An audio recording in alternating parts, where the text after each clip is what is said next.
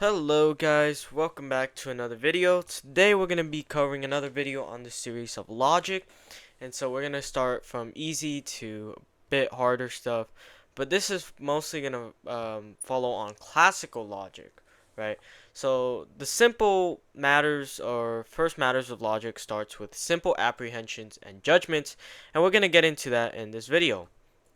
Now, for this video, I'm going to be using a book called A Brief Textbook of Logic and Mental Philosophy by Reverend Charles Coppens. And this guy was a scholastic philosopher, I believe, in the early 19th century. And his book is really good, I believe so.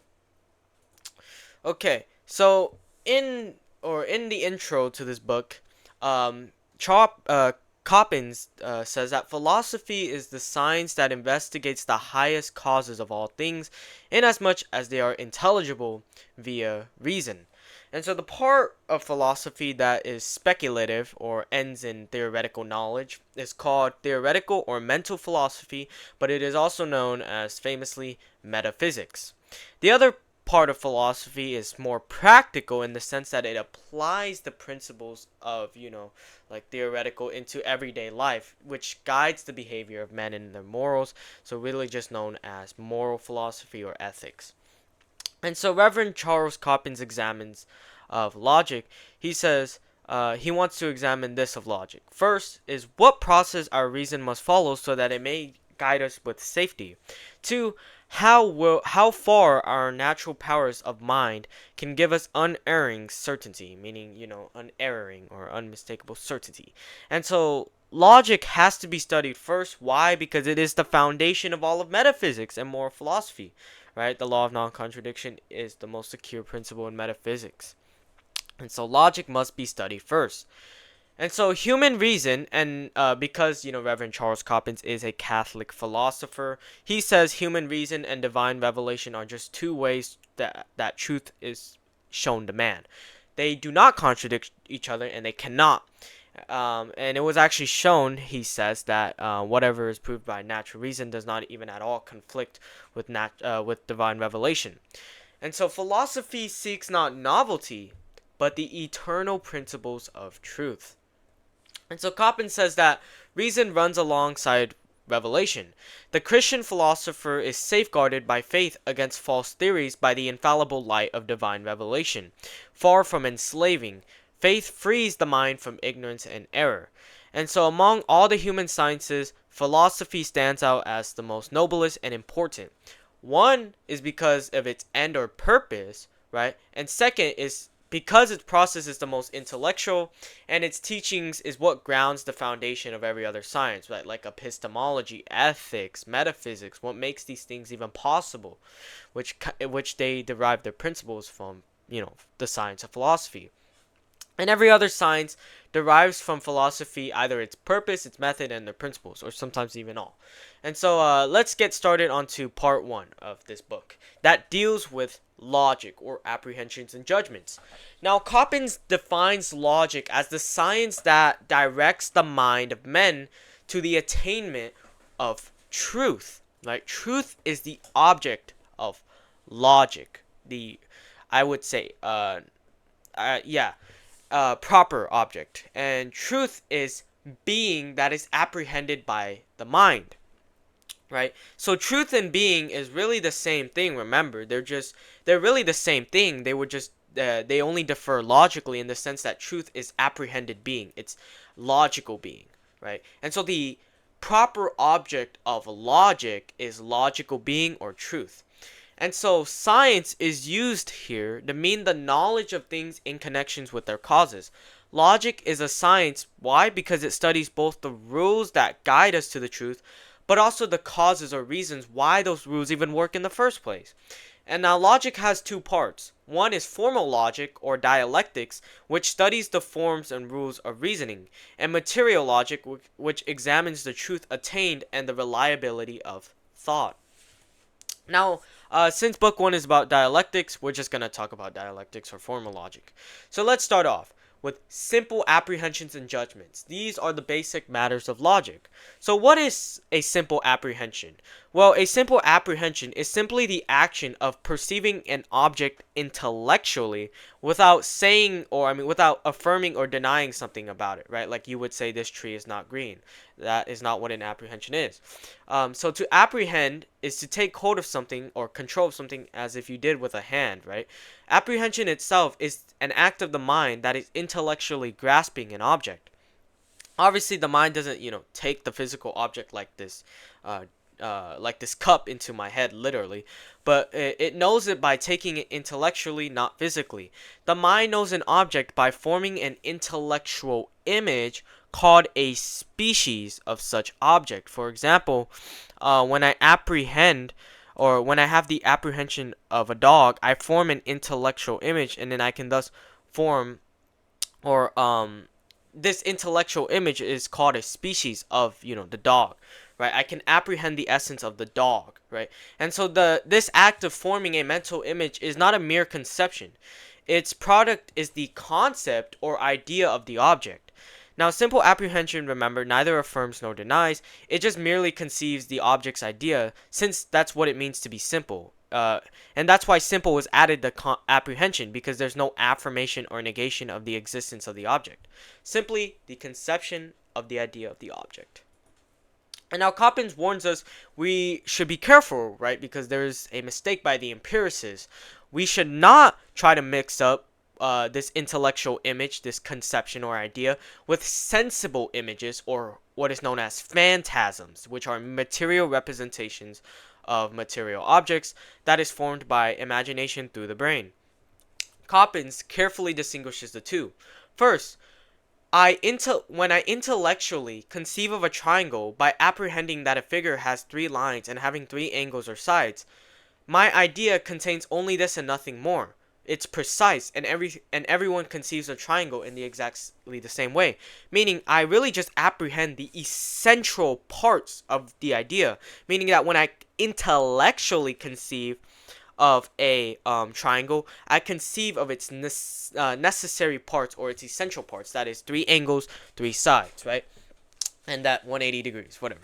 And so, but it's different when I imagine a triangle, because I necessarily have to conceive it under some sensible material accidents, right? Because when I note that in Thomism, or in general in scholastic philosophy, when I conceive or imagine something, I imagine it under a determinate form, and from a determinate form necessitates certain accidents. So that could be a certain shape or size. Maybe this is blue, right? Maybe the triangle I conceive of when I imagine it is blue or red, doesn't matter. But no matter what, this image is considered imperfect. It's vague. It's not universal, because there is more possible countless conceivable triangles, right? I can conceive of a red triangle. I can conceive of a giant triangle that extends a mile long, right? And these are properly called phantasms. This is also a key point in scholastic philosophy, as I've mentioned. When we conceive of something or imagine something, we conceive under some determinate form with accidents or material accidents.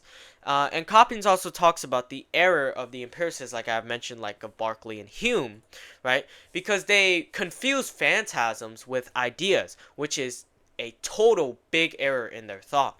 For example, Coppens also responds to the claim of Huxley, which claim that God and the soul are unknowable because we can't imagine or conceive them. But Coppens says this only makes them unimaginable, not unthinkable or unknowable. So that's a non sequitur. And so our ideas are expressed by words or oral terms, but the ideas in of themselves are mental terms. And so he further distinguishes between abstract and concrete ideas. So concrete ideas are ideas that expresses a subject or a quality as belonging to a subject. So really concrete is talking about a subject or a quality in relation to a subject, right? Not by itself, in relation. So for example, if I say this tree, this man, or if I say heavy or virtuous, heavy refers to something, right? Refers to a subject, right? Heavy or virtuous, or let's see, lightness, right? And so abstract ideas, on the other hand, they only express a quality by itself, in of itself, separate from the subject. So, for example, virtue, heaviness, or goodness. These consider the quality by itself in general, not in relation to a subject, right? Or like justice would work too. Uh, Furthermore, there is also a distinction between singular, particular, and universal ideas. First, singular ideas are ideas that just express a definite single object. So this could just mean this army, that army, the United States, Texas, China, Russia, this man, this chair, this classroom, right? It's definite. And one sign is you could say this, that, whatever, right? Particular ideas are ideas that represent one or more objects without determining which, though. For example, a man, an army, or $3. It's indefinite. It doesn't even tell us anything, right? But if I say that army, the United States, China, it's definite, right? But particular ideas are kind of vague in the sense that they don't determine the identity, right? For example, a man, but who is that man, right? An army, but what army? $3, what $3, right? 3 countries, right? 5 chairs. Now, a universal idea is an idea which expresses a common feature that is expressed by many things. Many things have this common feature despite their differences. Like, for example, animal and rational in the universal idea man and corresponds to a universal idea. A note is any knowable feature in an object. So, and every universal idea is categorized under what we call the 5 predicaments. And in these 5 ways, a universal idea may be said of an object. So there are 5 known, they are also known as the 5 predicaments. First is species. Species is the common nature or essence of a class of objects. For example, Socrates, Aristotle, Plato, they have a common nature, though that presupposing we're not talking about individuation, because obviously in scholastic philosophy they're individuated via principle of matter. But they have a common nature or essence of a class of objects, right? Socrates, and Plato and Aristotle, they do have the same essence or nature in the sense of them being a man, right? But obviously when we're talking about absolutely in every way, no, because they have individuated natures, right? Socrates is not Aristotle. And so genus is the universal concept. It's undivided species, basically. It's implicitly contains all of the whole species. But it's really what is common to different species, which is the idea of genus, right? So genus is undivided species, basically. It's before species is divided by specific differences. Okay, now a specific difference or differentiate is a specific part or feature that distinguishes a species from another. And a great example I could give of this is, for example, a man compared to an ox. A man's specific difference is his rationality that sets him apart from the species of an ox, right? Because man is rational. But although a man can be properly called an animal, as just an ox would be called an animal, right? Now, a property or attribute is a characteristic that necessarily results from the essence, and without it, the essence does not exist. An accident is a trait that a thing can have or not have without changing what it is. For example, if I could give you an example, let's say we take a man. An accident of a man would be that he was white, yellow, blue, or black. But if he was white, blue, yellow, black, it would not change the fact that he is a man. So it's a trait that does not change the essence of what a thing is. It does not change the quiddity, right? Now, first, species is what is apprehended as common to many objects, and as I've said, is predicated of them in the exact same sense, or univocally. Socrates is a man, Aristotle is a man, which is the whole nature or essence of those objects. A thing's essence is what it must have to exist or be conceived. Now, if you watch my video on deente, remember essence is what is where a thing has its existence through. Without it, then a thing can't exist. So, for example, to conceive of a man, you have to think of him as a rational animal. Without that, it's not a man. Thus, the common class of essence is properly called species. Secondly, as I've said, a genus is what expresses what is common to many what expresses partly only of the nature common to many objects. For example, if I conceive of animal, I only conceive part of man's nature, and obviously rational is the other part. So if I conceive of animal, obviously that's part of man's nature, and then we could talk about ox, right? It's what is common to many species, or the common nature of many species.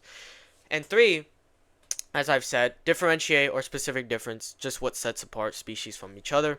And four, an attribute, as I already said, necessarily flows from a thing's essence and cannot exist without that essence, and it's found only in things with that essence. So the power to laugh or speak with reason necessarily results from man's essence as a rational animal, which is a compound nature. Now, these properties, yes, may sometimes be blocked in practice. For example, sometimes in infants or the mentally disabled, we don't see, the attribute or property being or flowed from them. For example, rationality. Sometimes, it's blocked in that sense, and but we would still say that it naturally belongs to their nature or human nature and are properties of it. Note that you don't have to conceive these properties to grasp the essence. They naturally flow from it, but earn a part of its definition. For example, I wouldn't have to define man because of his laughter, right? Because laughing, follows from the nature of man or rational animal, doesn't mean I have to define rational animal via laughing, right? Lastly, accident is what the universal expresses in individuals in a class or even all of them without changing their fundamental nature. Thus, it expresses an accident in the species. And then, obviously, I said the last example, so I won't mention it again. And when we conceive of a thing or note common to two or more genera, like, for example, living is both common to animals and plants, we furthermore add a further higher genus, we have a higher genus, and then we consider the prior genus or genera as a mere species in relation to the higher genus. So, for example, body is a higher genus because it can be said of both living and non-living things like animals and a rock, right? But in the overall whole categories, remember in Aristotle's categories, substance is the most primary thing or highest genus where both bodies and spirits or immaterial things belong. Start with a very broad genus, for example, substance, and then you can divide that into, like, let's say material or immaterial substances, and now you have body or species as its species, but then body becomes a subordinate genus divided into living and non-living bodies, like, for example, animals and then rocks, right? And thus, as Reverend Charles Coppins puts it, of the Porphyrian tree of organisms as a new subordinate genus, the species will be sentient and non-sentient animals and plants. Of animals, we have two species, rational and irrational, man and brute. We have various species of brutes, but not of man. For while brutes have very different natures or essences, and flowing from these very different properties, all men have the same essence and the same properties. These differ not in kind, but in accidental degrees of perfection. Therefore, man is not a genus, but the lowest species.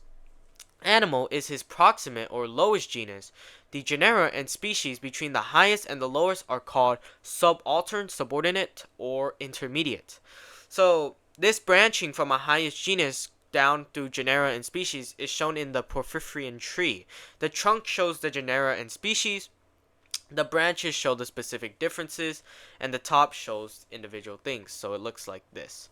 I have two images. I got one from the book and then one online. So you see that substance is primary, then it extends down into two species, either immaterial or extended, which is, and then it goes to body, which are either living or non-living, and then animate living goes to animal, and animal could either be rational or irrational, and then you have human. And so this is the other tree. See that this one extends from top to bottom, but this one goes from bottom to top. And so that's how it looks like. Now, when we talk about universal ideas in logic, we have to distinguish between the comprehension of an idea, and simply the comprehension of idea is just all the qualities or notes an idea contains. Note, remember, notes are the knowable qualities, by the way, and that means total signification. For example, man includes or comprehends animal and rational. Those are all the qualities of man, basically. And then secondly, the extension of an idea, which is simply, as you know, as it says, extension literally means all the individual things the idea applies to. For example, man applies to all humans, but animal has a wider extension. Why? Because it can apply to both humans and other species within animals, like brutes, oxes, horses, etc. Um, Note that the greater the comprehension of an idea is, the less its extension and vice versa, right? Because the more comprehension of an idea, the more the more qualities or knowable features this idea contains, but it lowers the extension because it's going to be more specific. So it's gonna how do I say, shrink in to how much it applies or how many things it can apply to, and vice versa, right?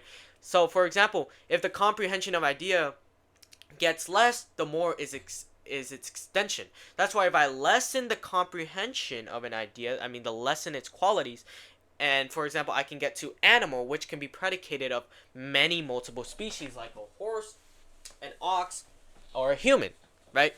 Um, and because the more numerous the qualities apprehended, the fewer the individuals that will possess them all, as Coppens um, says. So, now when a term is taken in its full or widest extension, it is said to be distributed. This will be very important, by the way, in evaluating the validity of syllogisms, by the way. This is a very key concept. And the idea signifies every one of the objects to which it can apply. For example, if I say no A is B, both terms are distributed, by the way. For example, when we say all men are creatures, we really just mean every man is a creature. But here only the subject is distributed. Note that subject and predicate are terms. The subject is here only distributed because the extension of man is taken in its widest. So, all men are creatures, but that doesn't mean every creature is a man, right? But some terms expressing particular ideas are undistributed. For example, gold is found in California. That is some gold. If I say some A is B, then both terms are undistributed, by the way. But neither California nor gold is distributed. So remember, a distributed term is applied to all of its objects in exactly the same meaning and acceptations. And that's why the example that was given, like gold is found in California, that is some gold. It doesn't the term California nor gold is not used in the widest extension, right? And by acceptations, we mean there's three acceptations for words, though.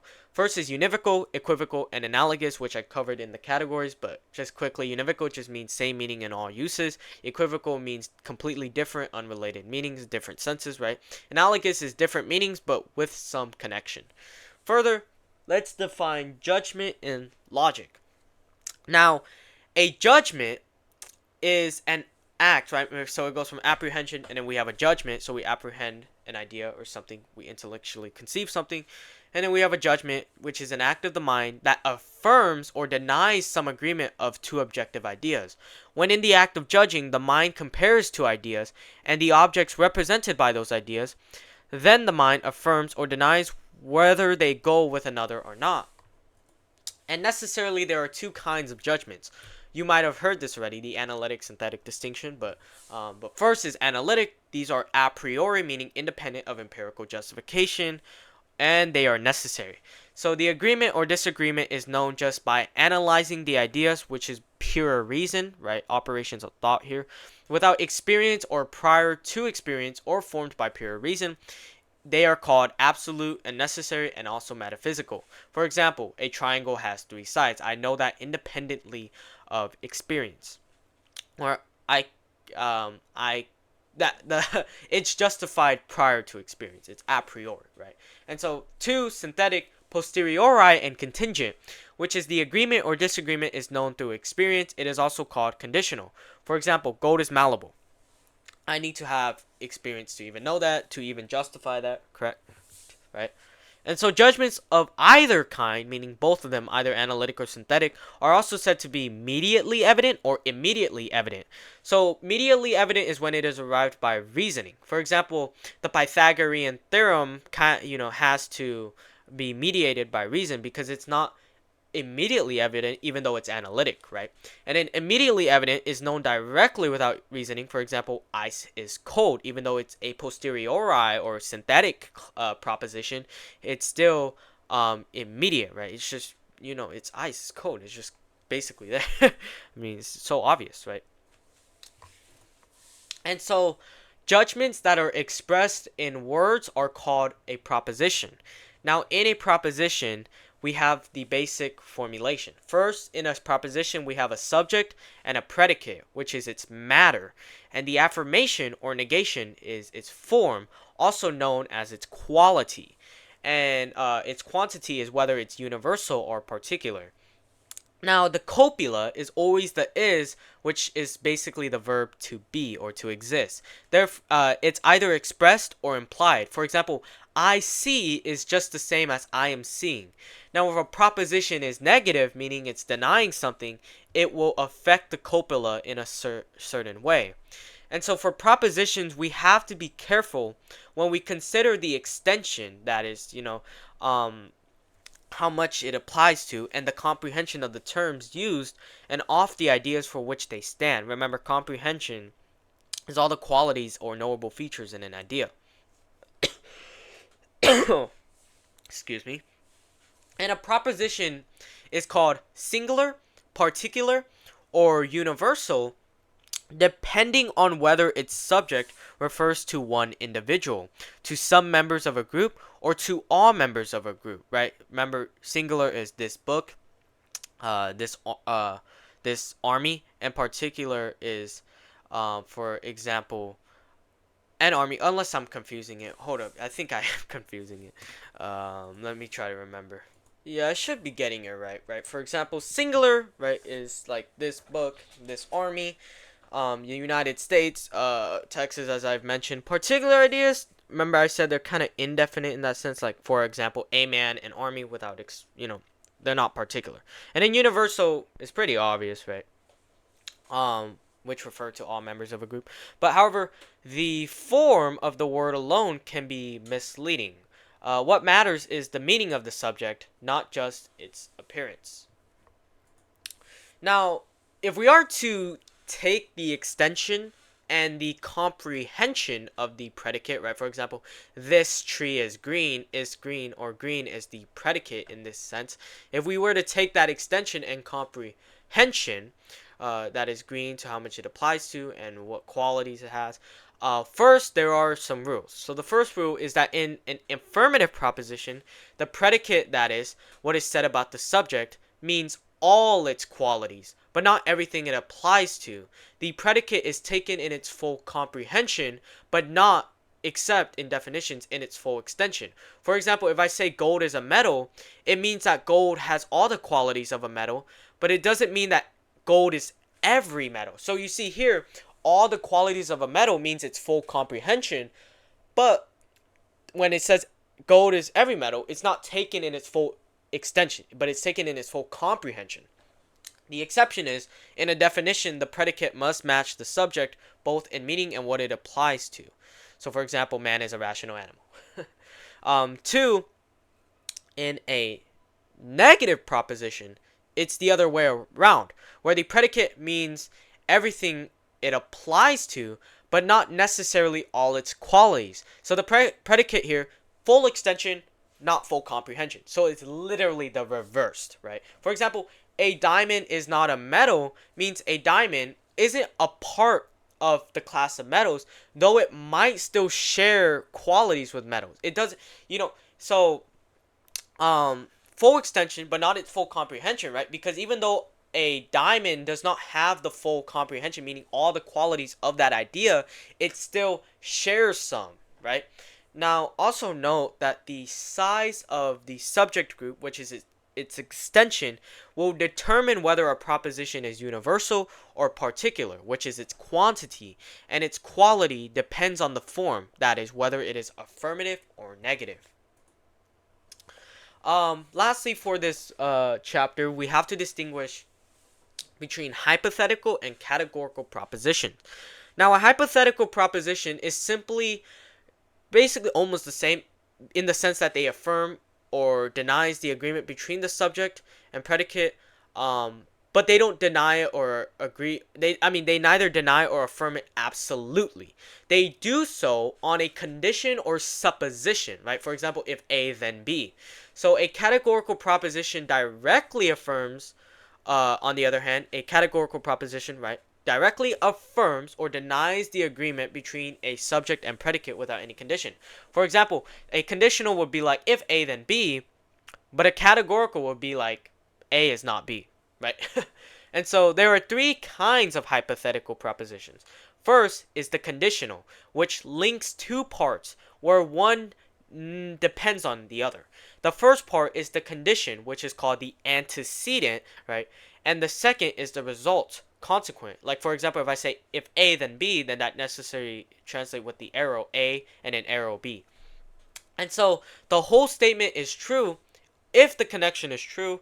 And so, for example, if you knew God well, you would love him. The disjunctive offers two or more, and the disjunctive is or, either or, right? You might have heard the term disjunctive syllogism, and offers two or more options that can't both be true. It uses or. The statement is true if it covers all possible options, right? For example, either you love your dog or you don't love your dog. For example, a being is either uncreated or created. That's an example right there. Either the proposition is true or not true. And then thirdly, the last one is the conjunctive, which is and, by the way, denies that two things can be true at the same time. For example, a being cannot be both created and independent. And that's basically it for this chapter. Thanks for watching, guys.